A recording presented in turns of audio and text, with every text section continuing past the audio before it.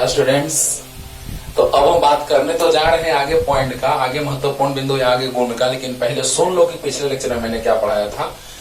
मैंने पढ़ाया था चालक की स्थिर अधूत की, है ना, इलेक्ट्रोस्टैटिक्स ऑफ कंडक्टर्स, जिससे हम बतलाए थे बच्चों कि चालक के अंदर विद्युत क्षेत्र तीव्रता शून्य होता है, पहला पॉइंट था। चालक के अंदर केंद्र से लेके कहीं भी उसके अंदर बिंदु हो और सतह पर हो, सभी विभव नियत और बराबर दोनों का मान, यानी अंदर वाला का मान और सतह वाला का मान बराबर होता है। ओके, और चालक के सतह पर विद्युत क्षेत्र रेखाएं लंबवत होती हैं, बहुत डिटेल में बतलाए हैं पिछले लेक्चर में। अब हम लोग आते हैं नेक्स्ट पॉइंट, स्थिर अवस्था में, स्थिर अवस्था में चालक के अंदर कोई अतिरिक्त आवेश नहीं होता है। ओह, यानी कि सब चालक के सतह पर होता है। क्या बात है, ध्यान दो बच्चों, मजा आएगा। यहाँ पर हम लोग तो जानते थे कि चालक के अंदर विद्युत क्षेत्र का शून्य होता है, बड़ा आराम से फिगर बनाते थे, गॉसियन तल खींचते थे, वाह रे वाह। गॉसियन तल के अंदर कुल आवेश 0, क्योंकि कुल आवेश चालक के सतह पर वितरित होता है। क्यों? यही तो पूरा डिटेल हम लोग सीखने जा रहे हैं बच्चों, कि चालक के सतह पर क्यों।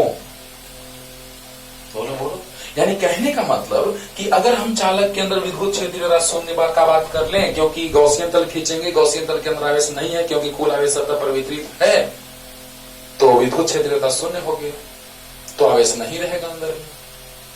बोलो बोलो। लेकिन अब थोड़ा सा इसका डिटेल में फीलिंग लेते हैं, है ना, डिटेल में फील करते हैं कि आखिर सच में इसका एक्चुअल जो कॉन्सेप्ट है वो क्या है। तो आते हैं थोड़ा केमिस्ट्री की ओर। जॉन डाल्टन नामक वैज्ञानिक ने बोला था, जॉन डाल्टन जो वैज्ञानिक थे, उन्होंने कहा था कि परमाणु अविभाज्य है ना, किसी भी पदार्थ का सबसे छोटा से छोटा कण परमाणु होता है, परमाणु को नहीं तोड़ा जा सकता है। लेकिन बाद में वो टूटा, नाभिक में प्रोटॉन मिला, बाद में परमाणु, नाभिक से पढ़ाएंगे मॉडर्न फिजिक्स में बाबू, बहुत डिटेल में, है ना।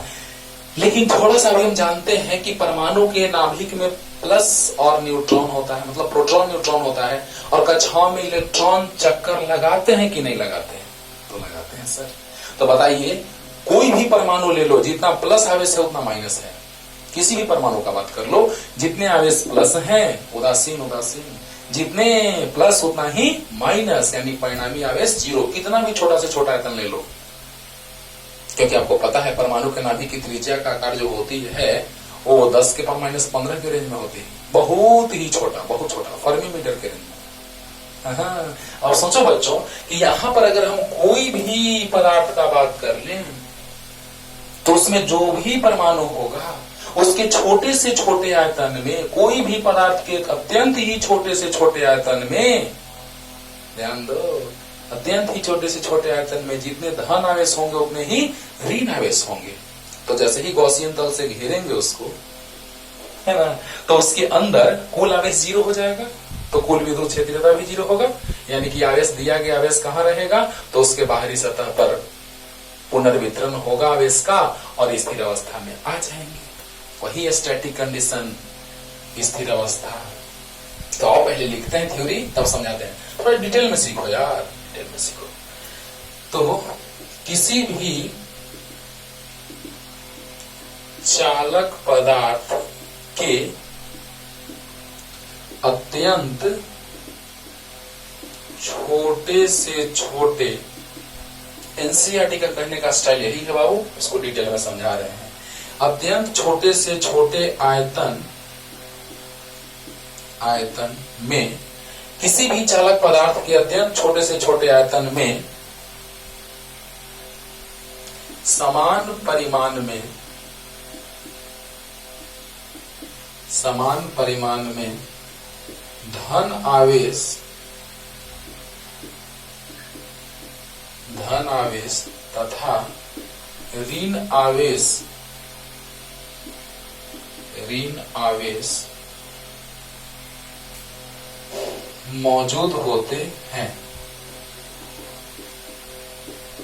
मौजूद होते हैं। राइट।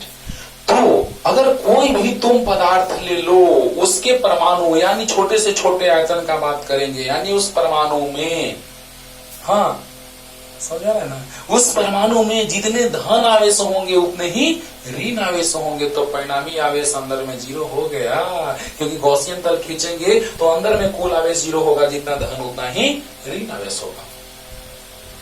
अब बताओ बच्चों कि जब चालक को आवेशित, अरे वाह ध्यान से सुनना, आवेशित किया जाता है तो स्थिर अवस्था में चालक को दिया गया आवेश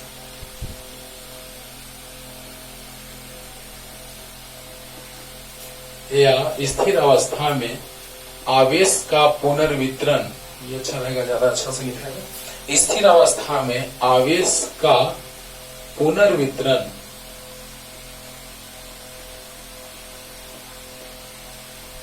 होता है और आवेश स्थिर हो जाते हैं, और आवेश स्थिर हो जाते हैं, स्थिर हो जाते हैं, अब गति नहीं करेगा। स्थिर अवस्था में आवेश का पुनर्वितरण होता है, जब चालक को आवेशित किया जाता है तो स्थिर अवस्था में आवेश का पुनर्वितरण होता है और आवेश स्थिर हो जाते हैं, तथा सतह पर ये स्थिर ही रहते हैं। क्या बात है, सतह पर ये स्थिर रहते हैं, यानी आवेश का वितरण जो होता है वो कहाँ, तो सतह पर पुनर्वितरण हो गया और वो स्थिर अवस्था में आ गए। तो अब बताइए कितने भी छोटे से छोटे आप भाग लेंगे चालक के, कितने भी छोटे से छोटे आप अंदर में भाग लेंगे तो उसमें जितना धन उतना ऋण आवेश आ जाएगा, यानी कि कुल आवेश कितना हो जाएगा, 0 हो जाएगा, यानी कि यहाँ पर जो कुल आवेश आया वो 0 आ गया। क्यों? क्योंकि अत्यंत छोटे से छोटे आयतन में भी देखो अत्यंत छोटे से छोटे आयतन में समान परिमाण में धन तथा ऋण आवेश होते हैं। तो कितना भी छोटा से छोटा आयतन ले लो, कितना भी आयतन ले लो, सभी आयतन में जितने धन आवेश होंगे उतने ही ऋण आवेश होंगे। तो बताइए कि गॉसियन तल के अंदर स्थित कुल आवेश बराबर जितना प्लस उतना ही माइनस, यानी क्यू 0। इसको हम ऐसे लिखते थे बाबू, सिग्मा क्यू मतलब कुल आवेश 0। तो गॉस के प्रमेय से, अरे वाह सर, गॉस के प्रमेय से ध्यान से सुनो, हर एक पॉइंट क्लियर एकदम करते रहे। पिछले लेक्चर में भी पॉइंट को क्लियर किए, अगले में भी एकदम ध्यान से सुनते जाना, पूरा का पूरा पानी पानी हो जाएगा। तो ई डॉट डी बराबर sigma Q by epsilon not. Gauss के प्रमेय से गॉसियन तल का क्षेत्रफल लेते हैं, गॉसियन तल के अंदर इसे कुल आवेश लेते हैं, तो integration loop E dot D A बराबर sigma Q by epsilon naught. तो बताइए ई डॉट डी ए को लिख सकते हैं ई डी ए कॉस थीटा, और जिस बिंदु पर विद्युत क्षेत्रता निकालना रहता है उस बिंदु पर हम लोग गॉसियन तल खींच देते हैं, तो बिंदु मान लेते हैं P है। तो बताओ बच्चों, सिग्मा क्यू मतलब 0/एप्सिलॉन नॉट, यानी ये नीचे चला जाएगा, क्योंकि किसी निश्चित बिंदु पर विद्युत क्षेत्रता निश्चित होता है, उसको बाहर ले लिए, ये नीचे चला जाएगा, ये 0/समथिंग इक्वल टू 0, तो E बराबर आ गया 0 integration loop D A cos theta यानी 0, तो E बराबर 0।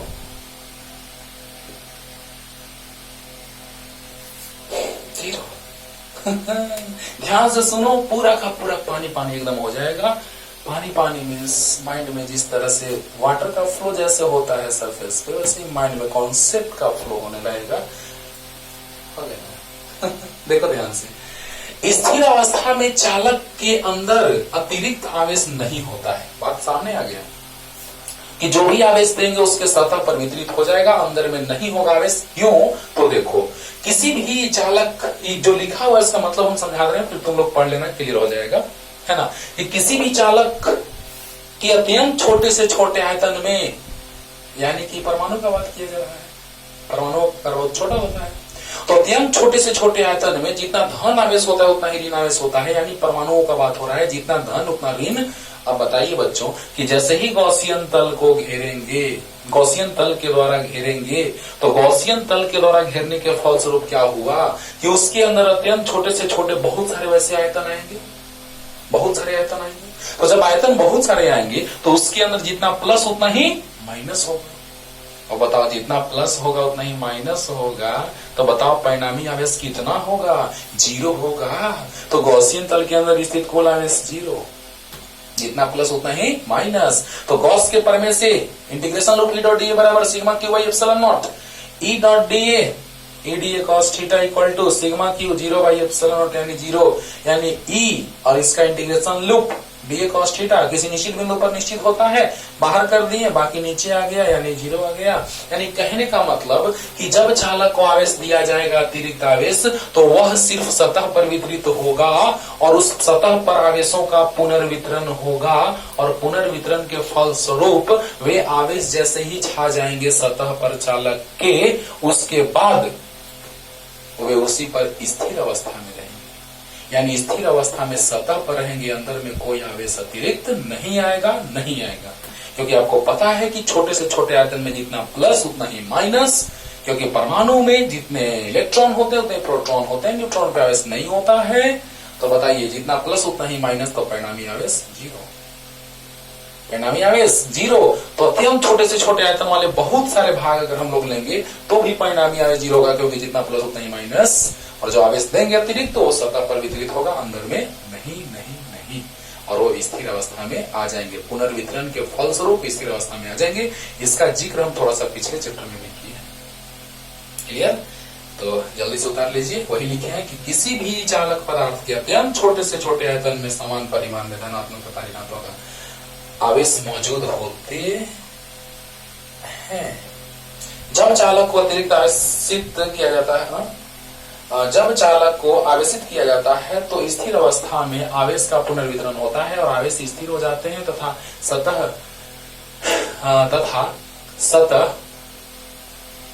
पर ही सतह पर स्थिर रहते हैं, तथा सतह पर स्थिर रहते हैं। सेंटेंस अच्छा बैठ गया। हाँ, चलिए, तो गॉसियन तल के अंदर छोटे से छोटे आयतन में जितना प्लस उतना माइनस, जितना प्लस उतना माइनस, तो कुल आवेश 0, क्लियर। तो जल्दी लिख लो बच्चों, जल्दी, एकदम पूरा पानी पानी हो गया होगा, है ना। अब आते हैं हम लोग कि चालक के सतह पर विद्युत क्षेत्र तीव्रता सिग्मा बाई एप्सिलॉन नॉट होता है। इसके बारे में पहले भी हम जिक्र कर चुके हैं गॉस के प्रमेय में, वो भी बात थोड़ा सा याद दिलाते हैं। अब यहां भी हम लोग बात करते हैं। जब भी बिंदुवत आवेश होता था तो हम लोग गॉसियन तल गोलाकार लेते थे, और जब तल पर किसी सतह पर गॉसियन तल होता था, सतह पर अगर आवेश होता था वितरित, उसके लिए हम लोग बेलनाकार गॉसियन तल लेते थे। याद आ रहा है? याद आएगा। अत्यंत काफी अधिक क्षेत्रफल वाले प्लेट, एक समान रूप से आवेशित काफी अधिक क्षेत्रफल वाले प्लेट के कारण विद्युत क्षेत्रता निकाले थे हम लोग, और वो आया था, उसके लिए हम लोग बेलनाकार गॉसियन तल खींचे थे बाबू, और वहां पे विद्युत क्षेत्रता आया था सिग्मा बाई 2 एप्सिलॉन नॉट। लेकिन वही चालक के लिए हम लोग निकाले थे तो सिग्मा बाई एप्सिलॉन नॉट आया था, क्योंकि चालक के अंदर विद्युत क्षेत्रता शून्य होता है। वही हम एक समान रूप से आवेशित चालक के कारण विद्युत क्षेत्रता निकाले थे, तो याद है वहां भी गॉसियन तल खींचे थे, लेकिन यहाँ पर 0 यहाँ पर होता है। कुछ ऐसा ही नजर आपको दिखाई देने जा रहा है, लेकिन हम लोग कुछ अलग ढंग का आकार मानेंगे। लेकिन सतह क्षेत्रीय आवेश घनत्व ही होगा। यानी ये चीज जो बताया गया है वहां से मैच करेगा। याद करना, चालक के अंदर विद्युत क्षेत्रीयता शून्य और सतह, ठीक सतह के बाहर, यानी ठीक सतह पर ही, ठीक सतह पर ही। तो वहां पर सिग्मा बाई एप्सिलॉन नॉट आने जा रहा है। यहां भी आया था, वहां भी। याद करो, इस कॉन्सेप्ट को जब हम बताए थे तो वहां आया था सिग्मा बाई एप्सिलॉन नॉट। याद करना ये वाला, याद करो। अब बताओ बच्चों, यहां पर हम और भी चीज बताए थे। एक प्लस वाला प्लेट प्लस सिग्मा, दोनों प्लस रहता था तो क्या होता था, प्लस सिग्मा, प्लस माइनस होता था तो क्या होता था विद्युत क्षेत्रीयता। एनसीईआरटी का क्वेश्चन भी इस पे है, 24 नंबर क्वेश्चन एनसीईआरटी का पहले चैप्टर का, है ना, कि एक प्लस है, दोनों विपरीत आवेश वाले थे तो विद्युत क्षेत्रीयता निकालना था। याद होगा, बताए थे कि प्लस से दूर तो sigma by 2 epsilon plus sigma by 2 epsilon not sigma by epsilon आता था। प्लस से दूर, विद्युत क्षेत्र रेखाएं प्लस से दूर होती हैं, प्लस से दूर होती हैं तो यहाँ 0 आता था। अरे जितना सिग्मा बाई एप्सिलॉन आगे उतना ही सिग्मा बाई एप्सिलॉन नॉट पीछे। और यहाँ पर तो प्लस से दूर sigma by 2 epsilon not plus sigma by 2 epsilon not जोड़ते थे तो सिग्मा बाई एप्सिलॉन नॉट आता था, है ना। और इसी से कोरिलेट करके हम आप लोगों को बताए थे ये वाला कॉन्सेप्ट। अरे पढ़ो तो ध्यान से, मजा आएगा एकदम फिनिश। तो ध्यान से सुनिए, यहां पर जब हम लोग विद्युत क्षेत्रता निकालते थे तो प्लस से क्षेत्र रेखाएं दूर जाती है, प्लस से क्षेत्र रेखाएं दूर जाती है, उसका मान पता है हमको sigma by epsilon 2 epsilon not sigma by 2 epsilon naught. तो सोल्व करते थे तो 0, बाहर में सिग्मा बाई 2 एप्सिलॉन नॉट और इसके कारण भी सिग्मा बाई 2 एप्सिलॉन नॉट जोड़ते थे तो 2 सिग्मा बाई 2 एप्सिलॉन नॉट यानी सिग्मा बाई एप्सिलॉन नॉट।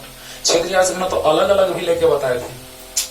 हाँ, जब शुरू से वीडियो अपलोड किया जाएगा तो सब सामने रहेगा बच्चों, कुछ कहने की जरूरत नहीं पड़ेगी। लेकिन ये सब क्लासरूम में डिस्कस कर दिया गया है और जैसे ही हम उसको पूरा को घन के रूप में बदल दिए तो कुछ नजारा ऐसा नजर आया कि यहाँ पर विद्युत क्षेत्रता आता था सिग्मा बाई एप्सिलॉन नॉट। तो कुछ ऐसा ही नजारा हम लोग देखने जा रहे हैं। देखो बाबू, थोड़ा सा रिकॉल करा दिए, एक चीज और रिकॉल कराते हैं आपको, तब आते हैं महत्वपूर्ण बिंदु की ओर जो गुण है ना।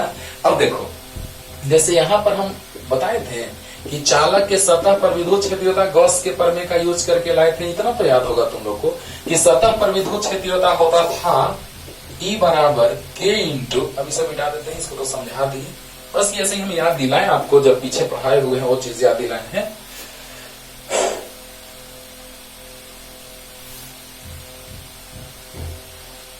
याद करो, विद्युत क्षेत्रीयता का जब हम बात करते हैं बच्चों तो सतह पर विद्युत क्षेत्रीयता याद है KQ/R² आता था गॉस के प्रमेय का यूज करके। तो यस सर। अब बताओ, क्षेत्रीय आवेश घनत्व सिग्मा बराबर Q/E, तो Q बराबर सिग्मा इंटू ए मतलब गोले का क्षेत्रफल यानी 4πr²। इससे भी आया था K का मान 1/4πε0 Q sigma into 4πr² by r² से r², 4π से 4π। बस सर, मजा आ गया। याद करो, ये फॉर्मूला आपको याद होगा, गॉस के प्रमेय से लाके बड़ा आसान, E.A बराबर Q/ε0। बोलो, तो इस तरह से E बराबर KQ/R² आ गया बच्चों। K का मान पता है आप लोगों को, Q याद करो गोला है, आवेश घनत्व दिया है। तो जब क्षेत्रीय आवेश घनत्व का हम लोग बात कर रहे हैं, क्योंकि आवेश सतह पर वितरित होता है, चालक के सतह पर वितरित होता है आवेश, याद होगा। तो सतह पर वितरित होता है तो सिग्मा बराबर Q/A, क्योंकि क्षेत्रीय आवेश घनत्व है तो Q बराबर सिग्मा इंटू ए आ गया। तो Q बराबर सिग्मा इंटू ए यानी कि सिग्मा इंटू एरिया कितना 4πr²। जैसे ही Q का मान रखें आ गया, वही नजारा दिखाई देने लगा। बस ये बताए हैं, बताया हुआ है, लेकिन थोड़ा सा रिमाइंड इसलिए करवा रहे हैं बाबू, इसको रिवाइज इसलिए करवा रहे हैं कि आपको क्लियर रहे कि सर कहना क्या चाहते हैं, है ना। जल्दी तो आइए, यहां भी कुछ वैसा ही नजारा हम लोग सीखने जा रहे हैं, देखने जा रहे हैं।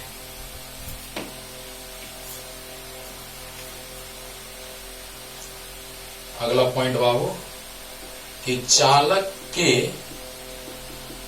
सतह पर विद्युत क्षेत्र तीव्रता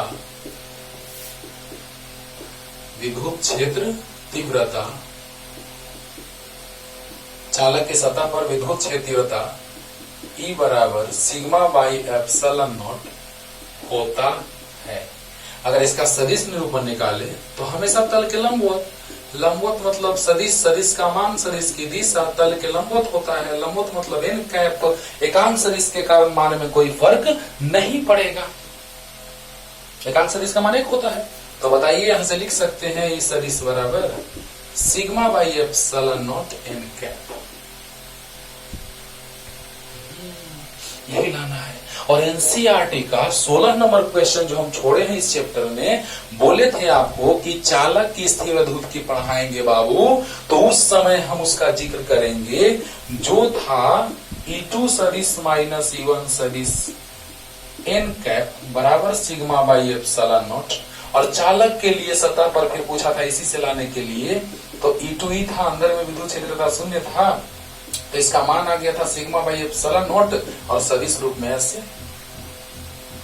और अगला जो क्वेश्चन था वो स्पर्श रेखीय घटक के लिए पूछ रहा था कि संतत होता है, वहां से हम लाए थे पहला चैप्टर में, याद करो पहला चैप्टर का बात बतलाए थे कि एक बंद लूप में किया गया कार्य शून्य होता है और उसी से ये लाए थे। तो हम जिक्र करेंगे इसका थोड़ा सा, पहले इसको डिराइव करते हैं। ये है एनसीईआरटी का 16 नंबर क्वेश्चन जो आपको बन जाएगा, क्योंकि पहले लेक्चर में हम डिस्कस किए हैं, इस चैप्टर के पहले लेक्चर में डिस्कस किए हैं इस चीज को, जिससे बी नंबर बन जाएगा, 16 का बी और 16 का ए बन जाएगा। यही बताएंगे तो हम बोले थे कि बनाने के लिए अभी भी बना सकते हैं बाबू, क्योंकि पीछे से बताया हुआ है, लेकिन चलो सिग्मा बेस नोट लाना है, जल्दी इसको लिख लो। लेकिन जब टाइम आएगा तो फिनिश किया जाएगा, राइट। अब देखिए बच्चों, ध्यान दिया जाए। अब हम लोग बात करने जा रहे हैं कि कैसे विद्युत क्षेत्र तीव्रता का मान हम लोग निकालेंगे। तो उसके लिए हम एक चालक सतह मान लेते हैं। जरूरी नहीं है कि उसका एक आकार निश्चित ही होगा, किसी भी आकार का हम बात करेंगे, इसीलिए हम किसी भी रूप में ले लिए इसका आकार। देखो बस हमको ध्यान देना है कि वहां पर एक बिंदु पर विद्युत क्षेत्र तीव्रता का बात हम लोग करते हैं सतह पर, है ना। तो बताइए यहां पर अगर सतह का बात जैसे ही आया वैसे ही दिमाग में खटकता, अगर बिंदुवत आवेश का बात करते हैं तो गोलाकार गॉसियन तल, और अगर सतह का बात करते हैं तो बेलनाकार गॉसियन तल, है। तो बताओ बच्चों, यहां पर हम लोग एक बेलनाकार गॉसियन तल खींच लिए,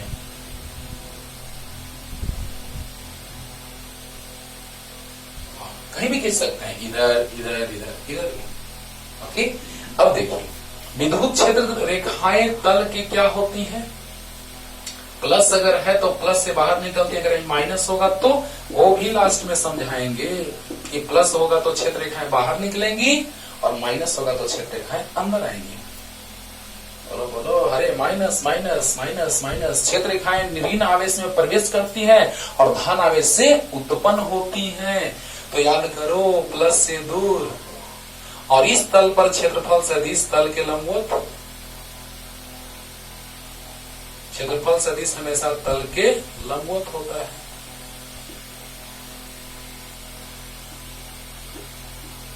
तो डीएस सदिश, लेकिन अगर हम यहां पे गॉसियन तल का बात किए, हाँ, और गॉसियन तल का बात करने के बाद हमको पता चला कि अंदर में तो विद्युत क्षेत्र तीव्रता शून्य होता है, शून्य होता है। तो अंदर में विद्युत क्षेत्र तीव्रता शून्य है, तो इसमें तीन सतह बने, बेलनाकार गॉसियन तल के तीन सतह बने, एक ऊपर वाला एक नीचे वाला। तो अंदर में 0 है तो क्या लेके चलोगे नीचे वाला सतह, और इस दिशा में एक और क्षेत्रफल सदिश, उसको भी लेके चलना जरूरी है नहीं? क्यों? क्योंकि क्षेत्र रेखाएं जो निकल रही हैं ऊपर, वो इसके साथ 90 डिग्री का कोण बना रही है। अंदर वाला क्षेत्रफल लेके क्यों नहीं चलेंगे? क्योंकि अंदर में विद्युत क्षेत्र तीव्रता शून्य है। अंदर में क्षेत्रफल अगर लेके चलेंगे भी तो ई डी ए 0 हो जाएगा। ध्यान से ई डॉट डी है तो ई 0 है तो पूरा 0 खत्म। इधर क्यों नहीं लेके चलेंगे क्षेत्रफल सदिश? क्यों? क्योंकि क्षेत्र रेखाएं ऊपर और क्षेत्रफल सदिश इधर, क्या होगा, क्या मतलब कि दोनों के बीच का कोण 90 डिग्री और E dot D A dash बराबर E D A dash cos 90 और cos 90 जीरो होता है। समझो समझो, ध्यान से क्लियर करते हैं तुरंत बच्चों कि हम जानते हैं कि चालक के अंदर विद्युत क्षेत्र तीव्रता शून्य होता है। चालक के अंदर विद्युत क्षेत्र तीव्रता शून्य होता है कि नहीं होता है? तो होता है सर। और जब हम इधर क्षेत्रफल सदिश लेंगे तो कुछ फायदा नहीं होगा, क्योंकि ई जीरो तो ई डॉट डी ए जीरो। अच्छी बात है। और यहाँ पर क्षेत्रफल सदिश इधर क्यों नहीं ले रहे हैं? क्या फायदा है लेने से? लेंगे भी तो जीरो हो जाएगा बेचारा। क्यों? क्योंकि विद्युत क्षेत्र रेखा इधर जा रही है, क्षेत्रफल सदिश इधर लेंगे तो क्या मतलब? क्योंकि दोनों के बीच का कोण 90 और cos 90 जीरो यानी जीरो। यानी सिर्फ फ्लक्स जो पास करेगा, विद्युत फ्लक्स जो पार करेगा उस गॉसियन तल से, वो सिर्फ इस क्षेत्रफल से। ओके, तो बताइए कि उस गॉसियन तल के अंदर हम आवेश मान लेते हैं dq। गॉसियन तल के अंदर आवेश dq हो गया बिना दे? अरे बोलो, एक बार फिर से रिपीट करते हैं। अंदर में विद्युत क्षेत्रता, चालक के अंदर विद्युत क्षेत्रता क्या होता है? ये है आपका चालक। तो चालक के अंदर विद्युत क्षेत्रता क्या होता है? शून्य होता है। तो ई डी ए शून्य हो जाएगा।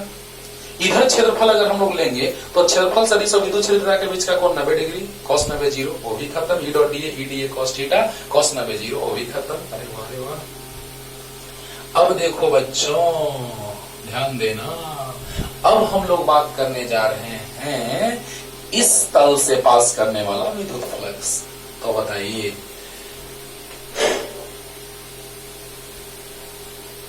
विद्युत क्षेत्र रेखाएं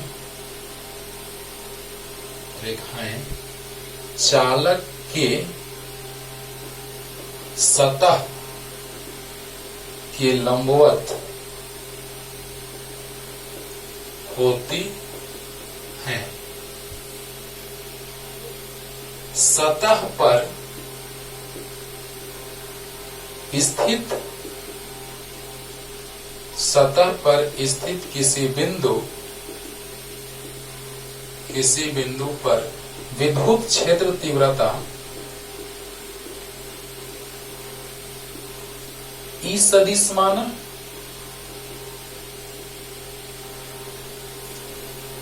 बोलो, वही तो निकालना है, माने हैं। तो ध्यान देना कि विद्युत क्षेत्र रेखाएं चालक के सतह पर लंबवत होती है, ये तो याद होगा आपको। सतह पर स्थित किसी बिंदु पर विद्युत क्षेत्र तीव्रता ई माना। अच्छी बात है। अब बताइए कि बेलनाकार, याद होगा बिंदुवत आवेश के लिए हम लोग गोलाकार गॉसियन तल खींचते थे किसी सतह के लिए। अभी तुरंत समझाएंगे। बेलनाकार गॉसियन तल खींचते थे। चालक आवेशित, मतलब कोई भी चालक रहे या एक समान रूप से आवेशित प्लेट रहे बहुत अधिक क्षेत्रफल वाला, उसके लिए हम गॉसियन तल खींचते थे बेलनाकार। याद करो, याद आया? हाँ। तो बताओ बच्चों कि यहां पर बेलन या बेलनाकार गॉसियन तल खींचा, जिसके अंदर स्थित कुल आवेश dq तथा क्षेत्रफल dA है। क्षेत्रफल मान लिख दिए हैं, क्षेत्रफल dA है। तो क्षेत्रफल dA सदिश, क्षेत्रफल सदिश तो dA सदिश, और क्षेत्रफल का मान तो dA। तो गॉसियन तल के अंदर स्थित आवेश हम dq मान लिए। और आपको पता है कि क्षेत्रीय आवेश घनत्व तो सिग्मा होता है। अगर क्षेत्रफल है, तल है, तो उसका क्षेत्रीय आवेश घनत्व तो क्या होगा? सिग्मा होगा कि नहीं होगा? होगा। तो बताइए, क्षेत्रीय आवेश घनत्व तो इसका सिग्मा है। तो बेलनाकार गॉसियन तल खींचा जिसके अंदर स्थित कुल आवेश dq तथा क्षेत्रफल dA है। अब बताइए बाबू, याद है आपको कि सिग्मा बराबर याद है q बाई a या dq बाई dA? क्या होगा? तो बताओ, dq बराबर सिग्मा इंटू a। और याद कीजिए, तल के लंबवत सदिश को हम n कैप लिख दें, एकांक लंबवत सदिश। इस n कैप को लिखते हैं एकांक लंबवत सदिश। स्थिरांक लंबवत सदिश। अब ध्यान दीजिए, सिग्मा बराबर क्यू बाई ए होता था जब कुल आवेश क्यू कुल क्षेत्रफल ए तो क्यू बाई ए, और ऐसे sigma equal to D q by D. Understood? तो डी क्यू बराबर सिग्मा डी ए। यहां से सोचो बच्चों कि जब डी क्यू बराबर सिग्मा इंटू डी ए आ रहा है तो कुल आवेश गॉसियन तल के अंदर आ गया सिग्मा डी ए। तो गॉस के प्रमेय से अगर हम लोग चलेंगे, गॉस के प्रमेय से integration loop E dot D A बराबर sigma Q by epsilon naught. तो बताइए ई डॉट डी ए यानी E D A cos theta. अब बताओ ई भी ऊपर और डी ए भी ऊपर, तो जो थीटा यहां पे हुआ वो 0 डिग्री हुआ। अरे वाह। और कुल आवेश कितना? तो sigma D A by epsilon naught. तो बताइए integration loop D A cos theta cos 0 degree, तो sigma D A by epsilon naught. बताइए तो बताइए कुल क्षेत्रफल डी ए है ना, तो कुल क्षेत्रफल यहां से आ गया डी ए, तो डी ए ही रह गया। पूरे लूप का क्षेत्रफल डी ए ही है तो डी ए रह गया। अरे बोलो बोलो, कुल क्षेत्रफल डी ए तो डी ए रह गया, cos 0 का मान 1 और sigma D A by epsilon naught. तो डी ए से डी ए कट गया, तो ई बराबर सिग्मा बाई एप्सिलॉन नॉट। अब आप सोचेंगे कि सर यहां पे डी ए का इंटीग्रेशन क्यों नहीं किए सर? इसलिए बाबू क्योंकि यहां हम लोग देख रहे हैं कि कुल क्षेत्रफल ही डी ए है, तो जस्ट वैसे ही लिख सकते हैं ना। तो क्षेत्रफल हम फिर ए ले लेते क्या करते, तो डी ए का इंटीग्रेशन ए हो जाता और यहाँ पे सिग्मा इंटू ए हो जाता, काम खत्म हो जाता। बोलो बोलो, यानी कहने का मतलब कि वो क्षेत्रफल हम डी ए लिए तो इंटीग्रेशन अगर हम लोग करेंगे ई डी ए का, कुल विद्युत फ्लक्स जो हो जाएगा वो ई इंटू डी ए इंटू कॉस थीटा कॉस 0 का मान 1 sigma D A by epsilon not. बताओ। तो यहां से अगर आप सोच रहे होंगे, ध्यान देना, तुम यही सोच रहा होगा, दिमाग में आ रहा होगा, सर डी ए का इंटीग्रेशन ए क्यों नहीं किए? अरे मेरे भाई कुल क्षेत्रफल डी ए है, अगर ए करते हैं तो क्या मान लेंगे फिर इसका क्षेत्रफल, फिर ए मान लेंगे। तो यहां पर भी सिग्मा इंटू ए लिखना होगा। क्लियर हो रहा होगा? वैसे ही बना दें, वैसे ही लिख दें। देखो यहां पर कुल क्षेत्रफल जो है वो डी ए है। अगर हम कुल क्षेत्रफल ए मान लेंगे तो फिर इंटीग्रेशन ए हो जाएगा, टेंशन खत्म हो जाएगा। तो बताइए यहां पे हम लोग कुछ नहीं, यहां पे हम लोग sigma equal to D q by D A लिखे हैं, तो D q equal to sigma into D A लिखे हैं। अब जरा सा सोचिए बच्चों कि यहां से अगर क्षेत्रफल डी ए लिए हैं तो डी ए रह जाएगा। और विद्युत फ्लक्स का अगर हम लोग बात कर रहे हैं, हाँ, तो एक लूप में लूप और लूप का क्षेत्रफल हम लोग डी ए मान लिए। अगर लूप का क्षेत्रफल हम लोग ए मान लेंगे तो बस खत्म हो गया। आप लोगों को टेंशन हो रहा होगा अगर कि सर डीए को आप ए क्यों नहीं, डीए यहाँ डीए का इंटीग्रेशन आप क्यों ए नहीं लिखे हैं, तो फिर हम क्षेत्रफल ए मान लेंगे। लो ए क्षेत्रफल मान लिए, खुश। तो यहां पर क्या हो जाएगा, डी क्यू बाई डी ए की जगह क्यू बाई ए हो जाएगा। लिख दें? हाँ, टेंशन नहीं लेने का, एकदम क्लियर करके पढ़ो। लो अब देखो, तो क्यू इक्वल टू क्या आ गया, सिग्मा इंटू ए। खत्म। क्यू के जगह पे रख देंगे सिग्मा इंटू ए, सिग्मा इंटू ए, सिग्मा इंटू ए। डी का इंटीग्रेशन ए। लो अकबका रहे थे ना कि सर क्षेत्रफल डी का इंटीग्रेशन कीजिए आना चाहिए, लो आ गया।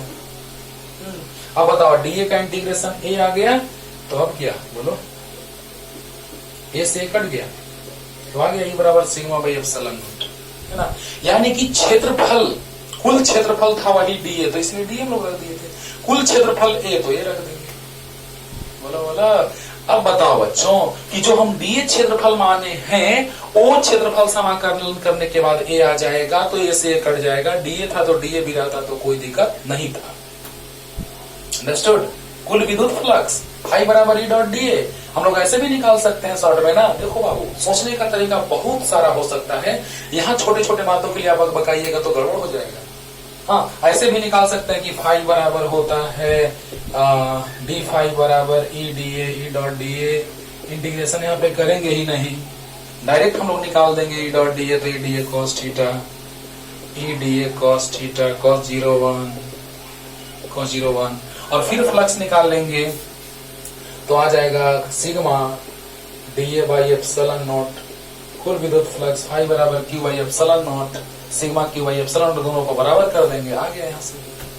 सोचो अगर तुम डीए लेके बनाना चाहते हो तो डी फाई बराबर ई डॉट डी ए, लेकिन ये फार्मूला ब्रह्मास्त्र है बाबू, हर जगह काम देता है, इसीलिए हम इसी को लेके चलते हैं। तो आप सोचेंगे कि सर कभी आप ये लगा देते हैं तो कभी आप ये लगा देते हैं, है ना, तो इसीलिए हम हर जगह यही लगा देते हैं। और यहाँ पे लोग कंफ्यूज करते हैं तो इसको ऐसे लिख देते हैं। हर तरह से अगर वेरिएशन अगर हर जगह आप करते रहेंगे तो आपको समझ में अच्छे से नहीं आएगा। इसीलिए अभी हम इसको डीए को ए करके चेंज कर दिए, जबकि हम उसको ऐसे बना सकते थे अलग करके। इससे हम चलते ही नहीं, डायरेक्ट ऐसे चलते डी फाई बराबर ई डॉट डी ए कॉस 0 1 और यहाँ से डी फाई बराबर sigma D A by epsilon, क्योंकि सिग्मा की बाई एप्सिलॉन नॉट, दोनों को बराबर करेंगे। आ गया ई डी ए बराबर एल एच एस बराबर तो एच एस बराबर sigma D A by epsilon. आ गया, कट गया, डी से डी कट गया। लेकिन हम चाहते हैं कि तुम जितना अच्छे से सीख सको, जितने तरह की कंफ्यूजन आएंगे उसको तुम तोड़ सको, हटा सको। तो बताओ बच्चों, अगर हम क्षेत्रफल ए ले लिए, no tension, A D A cos theta D A का समाकलन ए होगा, डीएक्स का समाकलन एक्स, तो डीए का समाकलन ए, और यहाँ सिग्मा इंटू ए, जब क्षेत्रफल ए तो ए हो जाएगा, sigma equal to D y. Clear हो गया होगा। अब बताइए, विद्युत क्षेत्र तीव्रता तल के लंबवत है तो उसका सदिश निरूपण लिखेंगे तो मान और दिशा, तो sigma by epsilon naught N cap. बोलो बोलो, ई का मान आया है sigma by epsilon naught N cap. आ गया। और पहले हम इसी पे चाहते हैं कि एनसीईआरटी के क्वेश्चन का जिक्र करें कि आप आराम से उसको बना लेंगे। आते हैं, जल्दी उतारो। क्लियर हो गया होगा। कुछ नहीं, जहां पे विद्युत क्षेत्र निकालना रहता है हम लोग वहां गॉसियन तल खींच देते हैं। गॉसियन तल के अंदर स्थित, अच्छा तो यहाँ पर गॉसियन तल खींचा जिसके अंदर स्थित कुल आवेश डी क्यू और क्षेत्रफल, अब कुल आवेश क्यू मान लेते हैं और क्षेत्रफल ए मान लेते हैं, आवेश क्यू मान लेते हैं, क्षेत्रफल ए मान लेते हैं। ये तो लिख दिए हैं सदिश, ठीक है, क्योंकि हम लोग यहाँ पे चेंज कर दिए हैं बच्चों। यहाँ पर हम लोग डी क्यू बाई डी लिखे थे तो आप यहाँ पे अकबकाने लगते हैं। बोलो बोलो, यहाँ पे जो क्षेत्रफल हम लोग डीए माने हैं उसका कुल क्षेत्रफल का मान आया है ए। जो हम लोग क्षेत्रफल माने हैं डीए छोटा सा भाग माने थे, उसका कुल क्षेत्रफल का मान है ए, तो हमने ए लिख दिया, नो टेंशन। तो जो डीए आता है उसका समाकलन करने के बाद ए मानेंगे, जो डीए हम लोग माने हैं उसका समाकलन करने के बाद ए आ गया, नो टेंशन। तो यहाँ पर हम लोग लिखेंगे ना, जो हम लोग लिखे थे डी क्यू डीए, तो हम क्यू और ए लिखेंगे। क्लियर क्लियर, हाँ जल्दी, एकदम क्लियर हो गया होगा। गॉसियन तल, गॉस का प्रमेय लेते हैं तो गॉसियन तल का क्षेत्रफल और गॉसियन तल के अंदर स्थित आवेश, तो गॉसियन तल का क्षेत्रफल है ना डीए का समाकलन ए और गॉसियन तल के अंदर स्थित आवेश सिग्मा इंटू ए। क्लियर। चलो अब देखो बाबू, इसी का यूज करके मैं एक और मेथड यहाँ समझा दिए थे नीचे में, जैसे आप बना सके, चाहे उससे बना सको या इससे बना सको, लेकिन हम चाहते हैं कि एक ही तरीका से बनाए आपको कि कंफ्यूजन ना हो।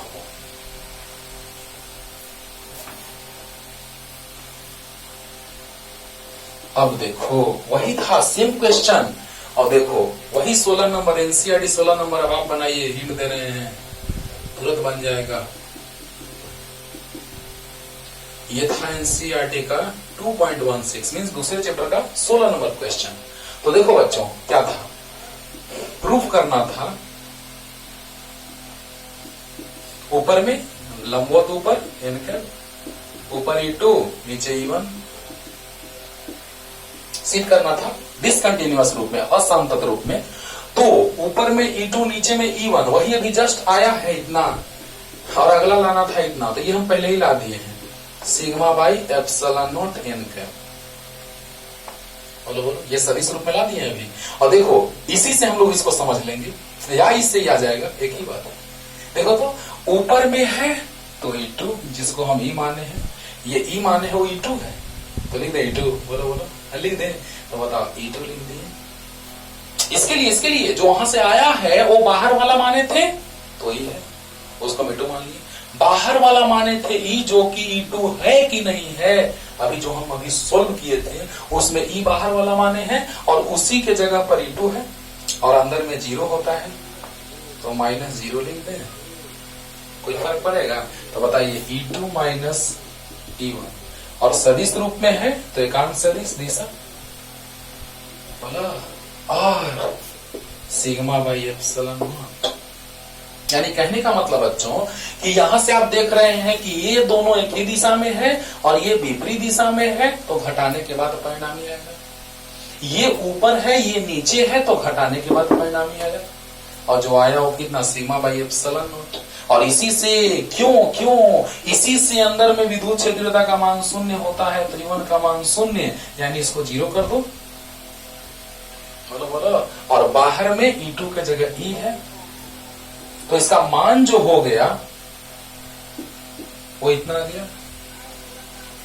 और दिशा का बात करेंगे तो आ गया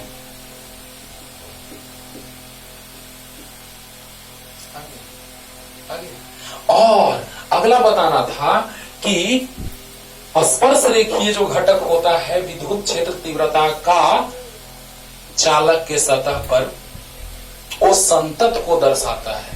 मतलब क्या कि लूप में किया गया कार्य 0 था। पहला चैप्टर में हम ये बात बतलाए थे बाबू, वहां से ही .dl 0 आता था, है ना। यहां संतत के रूप में तो E2 माइनस E1 बराबर सिग्मा बाई एप्सिलॉन नॉट।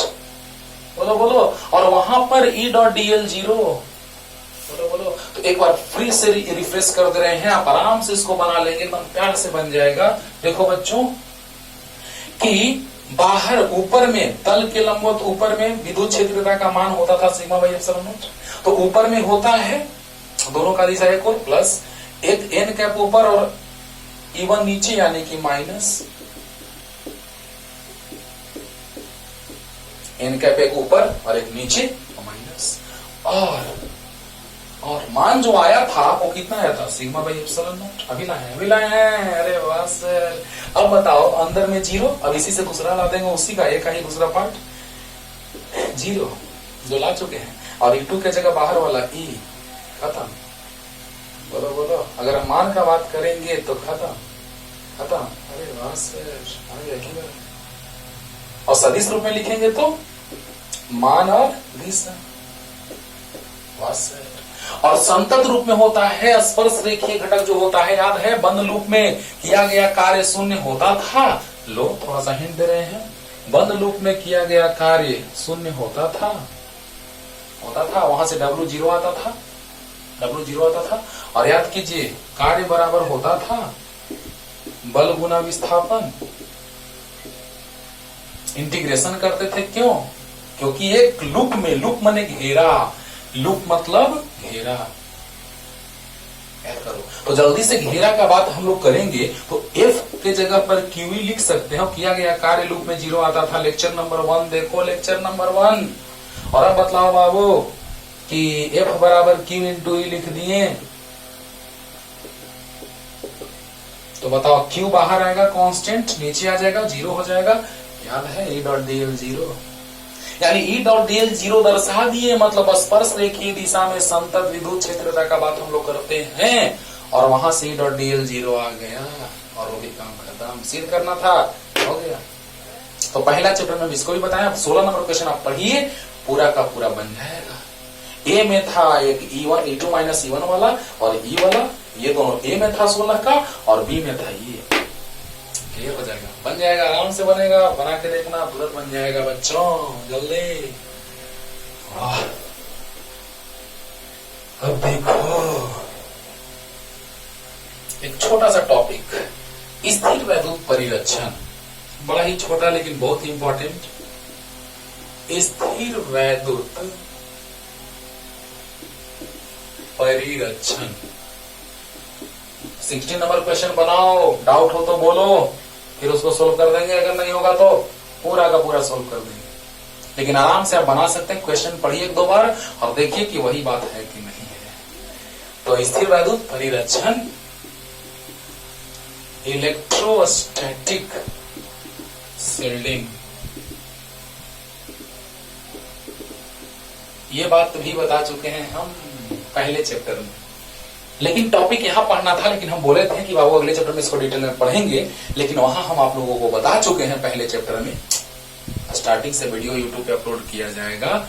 अभी क्लास का मैं बात कर रहा हूं बच्चों, है ना। वीडियो अपलोड किया जाएगा पूरा का पूरा स्टार्टिंग से शुरू से बहुत डिटेल में, जैसे डिटेल में क्लास यहाँ पे चल रहा है वैसे। तो आइए, स्थिर वैद्युत परिरक्षण क्या है ये? कोई भी क्षेत्र हो, है ना, कोई भी क्षेत्र, उसको बाह्य विद्युत क्षेत्र से परिरक्षित करने की घटना या सुरक्षित रखने की घटना ही स्थिर वैद्युत परिरक्षण कहलाती है। तो पहले इसको समझा रहे हैं, उसके बाद लिखेंगे तो पानी पानी हो जाएगा, है ना। जैसे इसको फैराडे का खोल भी कहा जाता है, जो खोखला चालक गोला होता है, उसके अंदर विद्युत क्षेत्रीयता शून्य होता है, विद्युत विभव नियत होता है। अरे चालक के अंदर विद्युत क्षेत्रीयता शून्य, चालक के अंदर विद्युत क्षेत्रीयता शून्य, कोटर के अंदर भी विद्युत क्षेत्रीयता शून्य, अंदर में खाली जगह है, विद्युत क्षेत्रीयता शून्य। बहुत बार बोल चुके हैं, बहुत बार बोल चुके हैं। अब बताइए कि बाहर से कोई भी आए, कोई भी प्रभाव डाले। हाँ, एक बात और, अब देखिए तो जरा सा, E बराबर सिग्मा बाई एप्सिलॉन नॉट। अगर ये प्लस में होगा, सिग्मा अगर प्लस में होगा तो ये भी प्लस में होगा। प्लस में का मतलब क्या कि जब सिग्मा प्लस में यानी आवेश प्लस में, आवेश प्लस में तो विद्युत क्षेत्र तीव्रता भी प्लस में, विद्युत क्षेत्रता प्लस में मतलब कि विद्युत क्षेत्र रेखाएं प्लस से उत्पन्न होगी। हाँ, लेकिन अगर सिग्मा माइनस में तो विद्युत क्षेत्रता भी माइनस में, मतलब जहां जहां सतह पर प्लस रहेगा वहां क्षेत्र रेखाएं वहां से निकलेंगी और जहां माइनस रहेगा वहां प्रवेश करेंगी। जैसे हम अगर एनसीईआरटी के अकॉर्डिंग जो फिगर बनाया हुआ है उस स्टाइल में अगर हम देखें, E 0 है, अगर E 0 है तो सिग्मा भी 0 होगा, अंदर में सिग्मा 0 होगा। अब देखिए, मान लिया जाए कि यहाँ पे प्लस प्लस है, यहाँ पे माइनस माइनस है, हो सकता है सतह पर, इस भाग पे प्लस प्लस, इस भाग पे माइनस माइनस, तो माइनस मतलब कि क्षेत्र रेखाएं प्रवेश करेंगी, यानी यहाँ पर सिग्मा लेस देन 0 है। निगेटिव निगेटिव, अरे यार लेस देन 0 निगेटिव, और यहाँ पे सिग्मा पॉजिटिव, तो विद्युत क्षेत्र रेखाएं बाहर निकलेंगी, इसमें विद्युत क्षेत्र रेखाएं प्रवेश करेंगी, बाहर निकलेंगी प्लस से, यानी sigma greater than 0। Sigma greater than 0 मतलब पॉजिटिव, लो पॉजिटिव का सेंस है, पॉजिटिव धनात्मक, नेगेटिव लेस देन मतलब नेगेटिव। तो बताइए यहां से क्या हो रहा है? इसी को हम कहते हैं फैराडे का खोल भी, इसी को कहते हैं हम लोग फैराडे का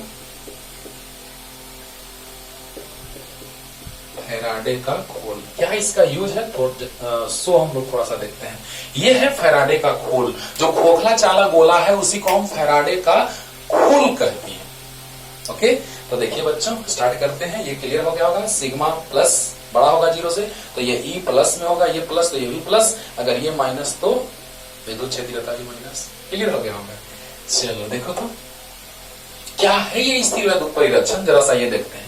बहुत सारे सुग्राही उपकरण होते हैं और बहुत सारे ऐसे कॉस्टली उपकरण होते हैं, महंगे उपकरण होते हैं जो विद्युत क्षेत्र के, बाह्य विद्युत क्षेत्र के प्रभाव के कारण नष्ट हो जाते हैं, बर्बाद हो जाते हैं, जिन्हें बचाने के लिए उन्हें परिरक्षित किया जाता है। यानी कि वायुमंडल में किसी भी क्षेत्र को, वायुमंडल के किसी भी क्षेत्र को बाह्य विद्युत क्षेत्र से परिरक्षित करने की घटना, सब समझा रहे हैं अभी देखो ना, वायुमंडल के किसी भी क्षेत्र को बाह्य विद्युत क्षेत्र से परिरक्षित या सुरक्षित रखने की घटना को स्थिर वैद्युत परिरक्षण एकदम तुरंत याद हो जाएगा। परिरक्षण कहा जाता है।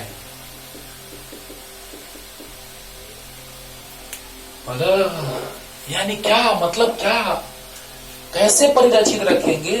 आपको तो पता है E बराबर चालक के सतह पर विद्युत क्षेत्रता, यानी चालक के लिए विद्युत क्षेत्रता का बात करते हैं सतह पर, तो सिग्मा एप्सिलॉन होता है। अगर सिग्मा 0 तो एप्सिलॉन 0, सिग्मा 0 तो एप्सिलॉन 0 नहीं सिग्मा 0 तो E0, सिग्मा 0 तो E0। बताइए E जब 0 है, चालक के अंदर विद्युत क्षेत्रता का मान क्या होता है? शून्य होता है। ये चालक है, खोखला चालक, खोखला चालक। कैसा भी आकार रहे, आकार से कोई मतलब नहीं है। कार रहे, बस रहे, अरे कार बस का नाम क्यों ले रहे हैं सर? कोई दिक्कत नहीं है। जब ठनका गिरता है ना, बिजली है ना, बादलों का टक्कर होता है, आप देखे होंगे बहुत ज्यादा लाइटनिंग होता है, थंडरस्टॉर्म आता है, उस समय जब जिसको कहते हैं लोग ठनका, है ना, तो जैसे ही वो नीचे आता है, गिरता है, तो अगर हम लोग वायुमंडल में किसी बिंदु पर रहेंगे, कहीं भी रहेंगे वायुमंडल में, तो वहां के तुलना में कार या बस में रहना हमारे लिए ज्यादा अच्छा है। सुनना, ध्यान से सुनना, मेरा बात क्लियर हो जाएगी। क्यों वहां पे रहना ज्यादा अच्छा है? क्योंकि उस कार या बस में के अंदर विद्युत क्षेत्रता शून्य होता है, क्योंकि वह परिरक्षित है चालक के द्वारा। तो बताइए, ये चालक है, चालक के द्वारा परिरक्षित है, यहाँ पे सब सुरक्षित रहेगा। जो उपकरण होते हैं, सुग्राही उपकरण, है ना, सुग्राही उपकरण को भी यहाँ अंदर में रख दोगे तो उसको कुछ नहीं होगा, क्योंकि अंदर में विद्युत क्षेत्रता शून्य है। अब डिफिनेशन पे आते हैं कि वायुमंडल के किसी भी क्षेत्र को बाह्य विद्युत क्षेत्र से सुरक्षित रखने की घटना को स्थिर वैद्युत परिरक्षण कहा जाता है। अब मजा आया मजा? जरा सा सोचो कि वायुमंडल के किसी भी क्षेत्र को, मतलब कोई भी क्षेत्र रहे, वहां पर एक बाह्य विद्युत क्षेत्र जो था प्रभाव, उसे सुरक्षित रखेंगे, इसी घटना को कहते हैं हम लोग स्थिर वैद्युत परिरक्षण।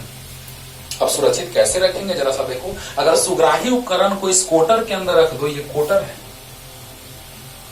कोटर, तो कोटर के अंदर अगर सुग्राही उपकरण को रख दो तो अंदर में विद्युत क्षेत्रता शून्य है, तो बाहर कितना भी प्रभाव पड़े, है ना, बाहर में कितना भी क्षेत्र रहे, देखो सिग्मा प्लस में है तो विद्युत क्षेत्र रेखाएं बाहर जा रही हैं, निकल रही हैं, और सिग्मा माइनस में है तो क्षेत्र रेखाएं अंदर प्रवेश कर रही हैं।